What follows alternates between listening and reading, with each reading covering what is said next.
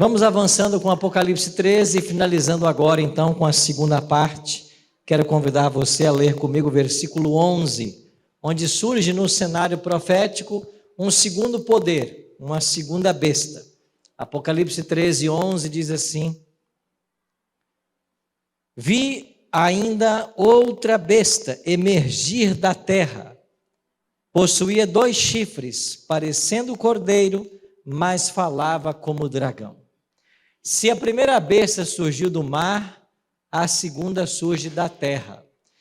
Apocalipse 17, 15 diz que águas representam povos, nações, multidões e línguas. Ou seja, a primeira besta, o poder papal, surgiu de um local densamente povoado, o velho mundo. Mas agora a segunda besta, esta que se parece cordeiro, ela surge da terra, ou seja, um local pouco povoado. A quem a profecia está se referindo? Nós acreditamos de que esta profecia se cumpre nos Estados Unidos da América do Norte. Por que nos Estados Unidos da América do Norte? Se nós voltarmos um pouquinho para a história americana, nós temos que nos lembrar de que os Estados Unidos é um país que foi colonizado pelos protestantes que fugiram das perseguições papais da Europa. Esses cristãos primeiro saíram das praias da Holanda num barco chamado Speedwell. Esse barco era muito velho, não conseguiu navegar muito, e quando eles chegaram no sul da Inglaterra, eles tiveram que trocar de barco. E ali no sul da Inglaterra, eles pegaram agora um barco chamado Mayflower. E foi com Mayflower que eles cruzaram o Atlântico. Era um pouco mais de 100 pessoas a bordo. E quando eles chegaram nas praias daquilo que nós chamamos hoje o estado de Massachusetts, eles ali deram o nome desta região de a Nova Inglaterra, New England, porque eles haviam saído da Inglaterra na Europa. Agora era a Nova Inglaterra. Eles haviam saído do sul da Inglaterra, uma cidade chamada Plymouth, e eles deram o nome agora desta praia, desta região onde eles chegaram, de Plymouth.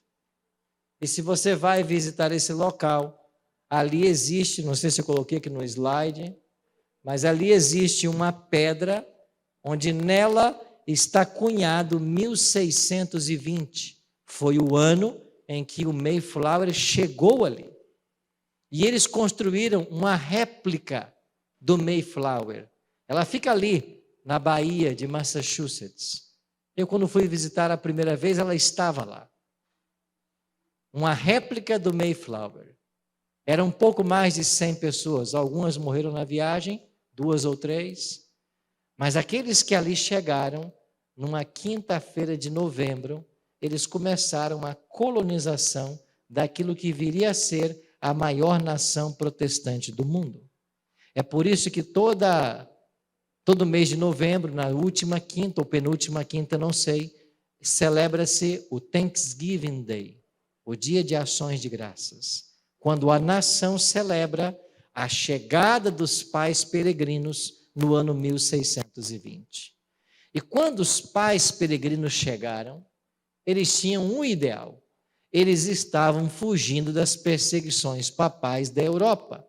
Então eles queriam agora estabelecer um estado sem rei e uma igreja sem papa. Esse era o sonho dos pais peregrinos. E isso começou a acontecer quando em 1776 as 13 colônias declararam sua independência e foi assinada o tratado, a primeira Constituição norte-americana.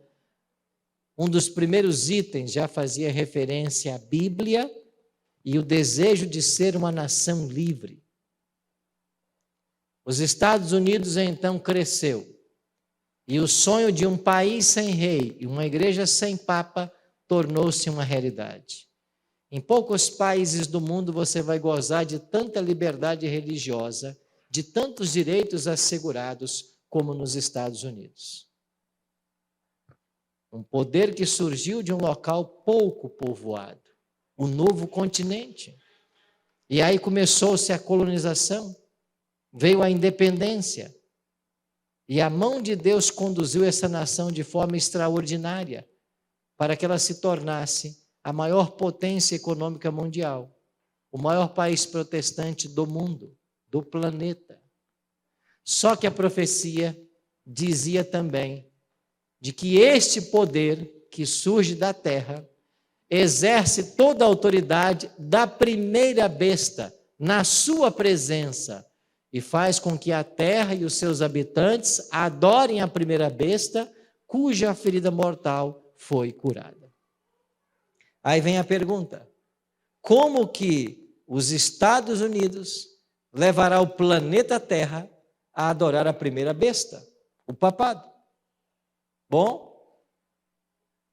em 7 de junho de 1929, como eu mencionei há pouco, foi assinado o Tratado de Latrão, e recebeu esse nome porque ele foi assinado na Basílica de San Giovanni in Laterano, São João de Latrão, em Roma. E esse tratado devolvia ao Papa de então, Benito Mussolini, líder então da Itália, devolvia ao Papa os 44 hectares de terra que hoje constitui o Estado Vaticano. Aí foi o primeiro ato de uma nova ascensão do poder papal. E esta ascensão chegará ao seu apogeu quando os Estados Unidos derem as mãos ao Vaticano. Como será isso? É claro que deverá haver um estreitamento das relações diplomáticas. E esse estreitamento é um processo histórico. E ele deu uma grande virada na época de Ronald Reagan, quando eles se sentaram para começar a estabelecer relações diplomáticas. Interessante que em 1950 houve uma tentativa no Senado americano para que relações diplomáticas fossem estabelecidas com o Vaticano.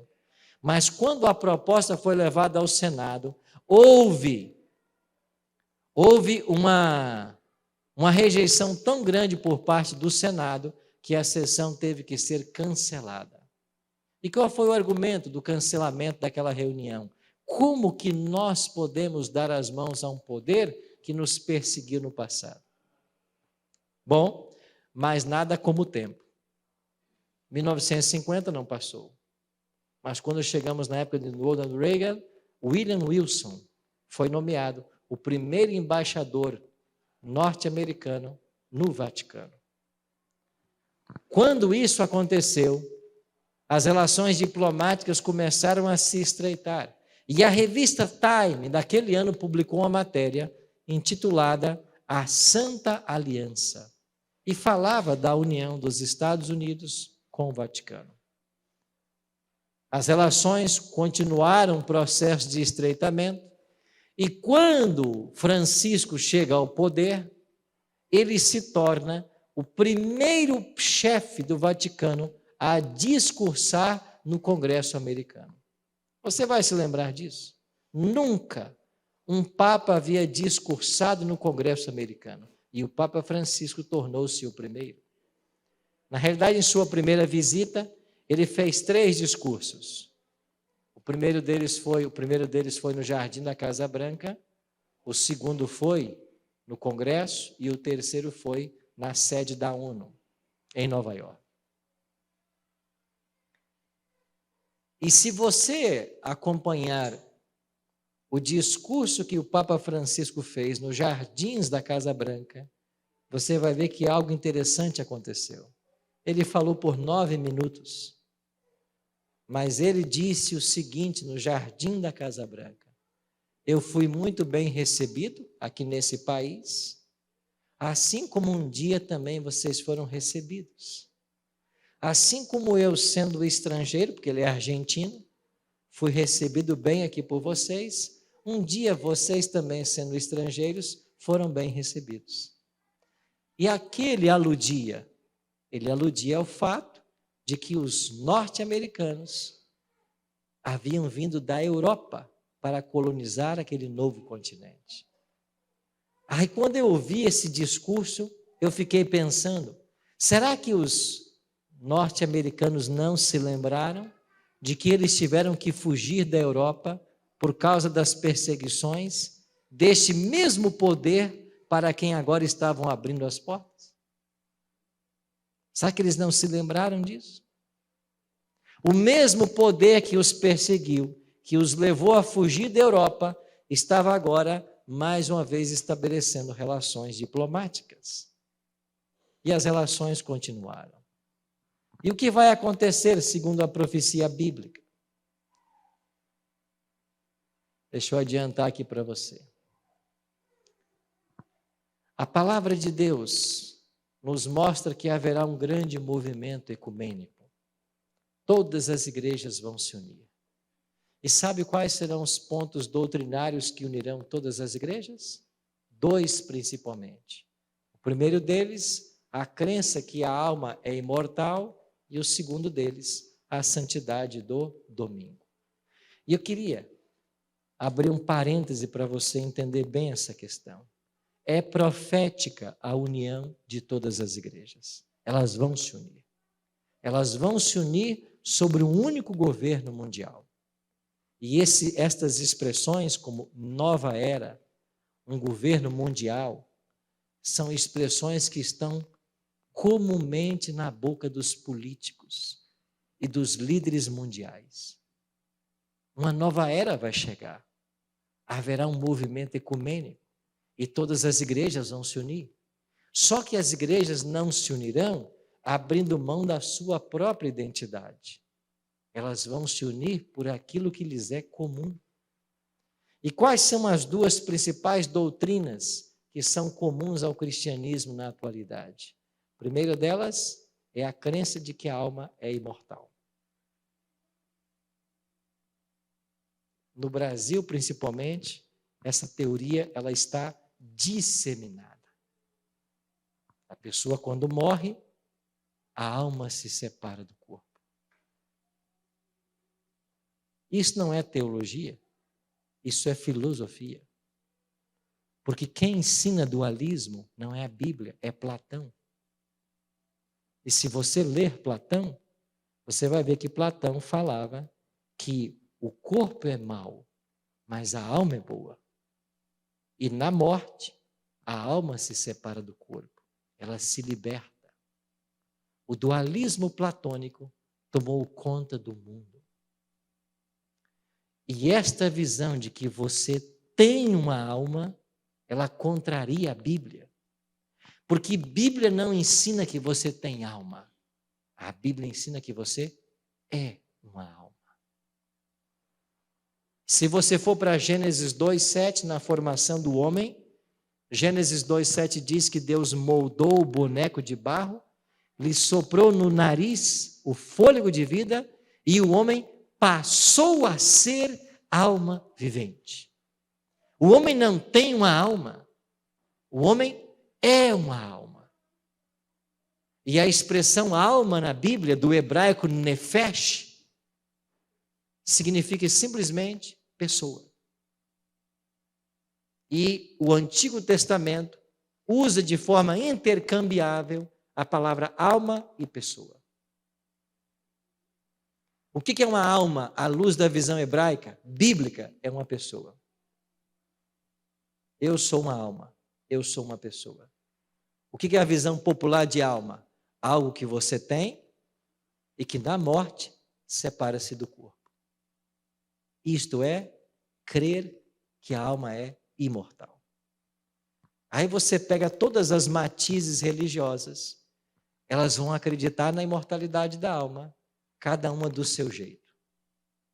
Algumas acreditam que quando a pessoa morre, a alma já vai para o céu. E às vezes, eu me lembro de algumas falas do Faustão, esse programa tão popular que ficou por mais de 30 anos na Rede Globo.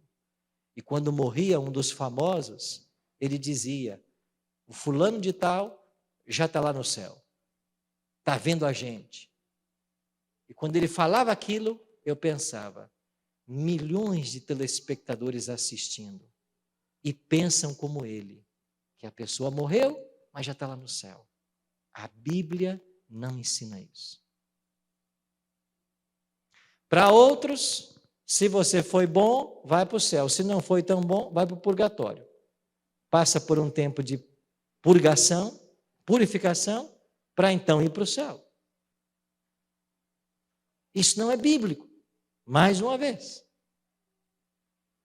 Você sabia que a ideia de céu, purgatório e inferno, ela nasce na comédia. Se você pegar a Divina Comédia de Dante Alighieri, é justamente o que ele ensina. Dante Alighieri escreveu uma obra chamada Divina Comédia. E nessa obra você tem os 3 níveis: céu, terra e purgatório. Ou céu, inferno e purgatório. Um nível intermediário. A Igreja Romana trouxe de Dante Alighieri para a sua teologia a ideia de que existe um purgatório.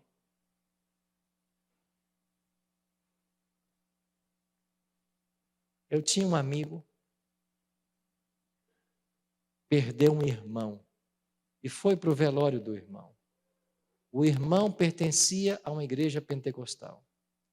E quem fazia a cerimônia fúnebre era o pastor do irmão dele, um pastor pentecostal.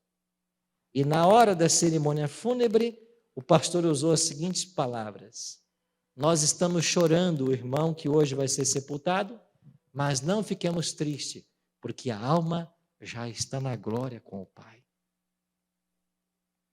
Esse meu amigo interrompeu o pastor na hora do sermão fúnebre e disse: pastor, não minta para a nossa família. Não minta. O meu irmão não tem alma. A alma dele não está na glória. Ele morreu e está aqui. Eu não sei se eu teria coragem de fazer o que esse meu amigo fez publicamente com o líder religioso. Mas você sabe que é muito difícil você ouvir o tempo inteiro a mentira. E muitas vezes, na ideia de ser politicamente correto, a verdade não é dita. Se você não aprender nada nessa tarde que eu estou falando, aprenda uma coisa. O diabo odeia as verdades da Bíblia. E ele vai ensinar só mentira.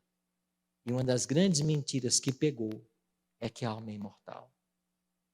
O Espiritismo ensina que quando você morre, a sua alma passa por processos reencarnatórios. Ou seja, ela não morre. Ela vai se purificando. Não existe isso na Bíblia. A Bíblia tem apenas uma verdade. A morte é um sono. E todos os que morrem estão dormindo e inconscientes, até que Jesus os ressuscite. E todos os mortos serão ressuscitados, salvos e perdidos. Todos serão ressuscitados pelo poder do próprio Cristo. Os salvos mortos, quando ele voltar, os mortos perdidos, 1000 anos depois. É isso que a Bíblia ensina. Não ensina outra coisa. Então o desejo nosso é que essas verdades abram nossos olhos, para que nós entendamos o que é certo e o que é errado. E eu repito, só o conhecimento pode ajudar você a tomar a decisão certa. Com relação agora à santidade do domingo. Todas as igrejas estão santificando o domingo. O principal dia de culto é o domingo. O ensino teológico é o domingo. Mas você não encontra na sua Bíblia nenhum verso dizendo isso. E nós estamos indo atrás da multidão, seguindo a tradição, sem olhar para esse livro, muitas vezes. Amigos, eu e você precisamos voltar para a Bíblia. E devo dizer uma coisa para vocês. Nós nunca tivemos num tempo de tanto conhecimento. O conhecimento mundial hoje, ele se multiplica em poucos anos. É a era do conhecimento, a era das luzes, o acesso à informação. O problema é que muitas informações não são verídicas. Vivemos a época da fake news. Então, nós temos que buscar a informação na fonte correta. E fonte correta é Bíblia. Mas muitas pessoas estão ensinando o que não é verdade, sem ter um verso da Bíblia para apoiar. Então, mais uma vez a questão, a lei de Deus são 10 mandamentos. Dentro desta lei você tem o sábado. Isso não pode ser mudado pelo homem, ainda que a profecia já disse que o anticristo tentaria mudar, atacando a lei de Deus. Eu fazia parte de uma associação de pastores numa cidade onde eu pastoreava. Éramos 11 pastores, cada um de uma igreja diferente. Nós fundamos uma associação e nós trabalhávamos vários projetos unidos, todas as igrejas. Nós, junto ao prefeito, colocamos o dia 31 de outubro como um feriado municipal, em homenagem à Reforma Protestante e etc. Um dia, um dos vereadores do município chegou na nossa reunião e disse assim: eu tenho uma ideia, queria partilhar com vocês. É a ideia de um novo projeto de lei. E esse projeto pode se chamar Viagem Conhecendo a Lei de Deus. O que eu quero propor para vocês, pastores, que nós devemos à Câmara de Vereadores uma proposta, um projeto de lei. E nós vamos 10 quilômetros antes da nossa cidade, do portal da cidade, colocar um grande outdoor, Viagem Conhecendo a Lei de Deus. 10 quilômetros. E depois, em cada quilômetro, a gente coloca um outdoor com um mandamento. Faremos do 1º ao 10º mandamento. E todo mundo que entrar em nossa cidade terá lido a lei de Deus. Ideia bacana, não? Legal? Todos gostaram da ideia? Até que um pastor pediu a palavra e disse assim: mas o que nós vamos colocar no 4º mandamento? Eu perguntei: o que vai colocar? Não entendi sua pergunta. Vamos colocar o 4º mandamento. Não, mas o 4º mandamento diz que lá é o sábado. E se a gente colocar lá o 4º mandamento, lembra-te do dia de sábado para o santificar, isso vai ser marketing para a igreja adventista. Eu disse: pastor, o senhor está preocupado com o marketing da minha igreja ou em ser fiel àquilo que a Bíblia ensina? Aí se levantou um segundo pastor e disse: não vamos colocar lembra-te do dia de sábado, vamos colocar lembra-te do dia do Senhor, porque para nós o dia do Senhor é domingo.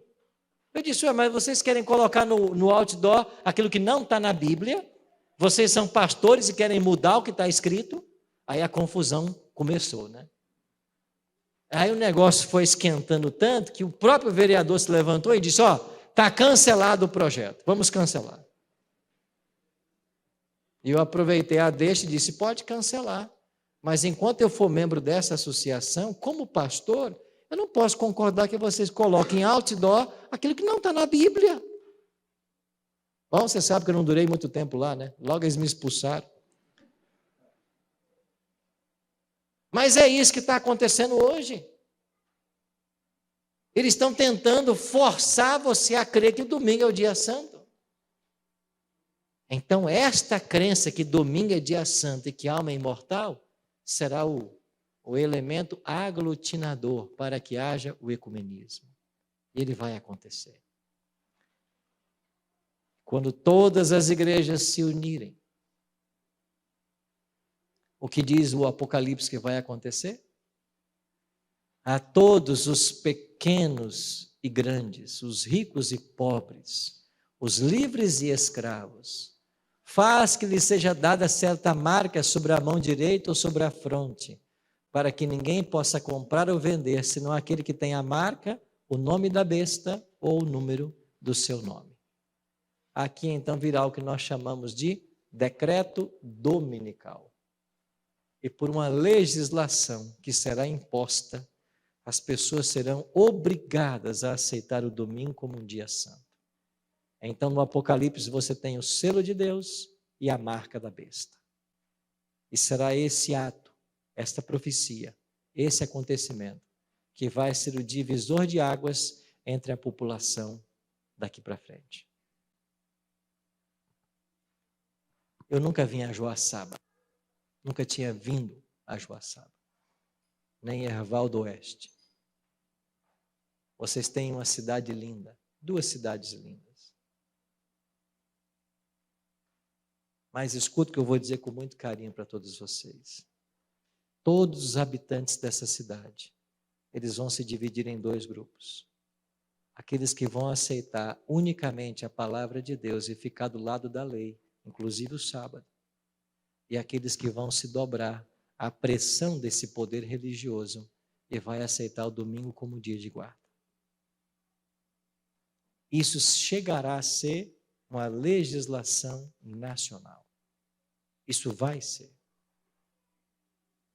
E o Apocalipse diz que aqueles que não aceitarem a marca da besta ou o número do seu nome, primeiro, não poderão comprar e nem vender. Ou seja, todas as relações comerciais serão cortadas com as pessoas que não aceitarem o domingo como dia santo.